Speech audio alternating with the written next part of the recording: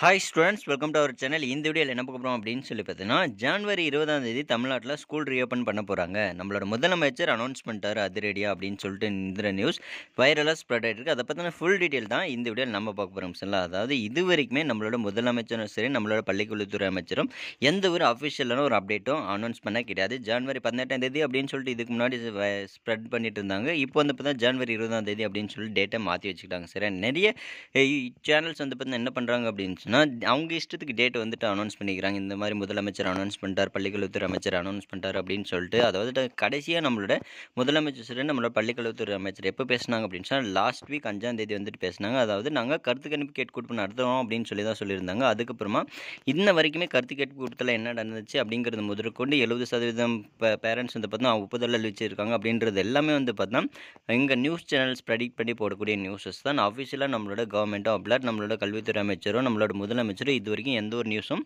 கொடுக்க கிடையாது சரிங்களா. அதனால் ஜனவரி 20ஆம் தேதியும் ஸ்கூல் ரீஓப்பன் இல்லை அப்படிங்கிற ஒரு விஷயத்தை தெரிஞ்சுக்கோங்க. கண்டிப்பாக அஃபிஷியலான அப்டேட்ஸ் வந்துச்சுன்னா நம்மளோட சேனலில் அப்லோட் பண்ணுறோம். இந்த வீடியோ உங்களுக்கு பிடிச்சிருந்தா கமெண்ட் பண்ணுங்கள், லைக் பண்ணுங்கள், ஷேர் பண்ணுங்கள், மறக்காமல் நம்மளோட சேனலை சப்ஸ்கிரைப் பண்ணிக்கோங்க.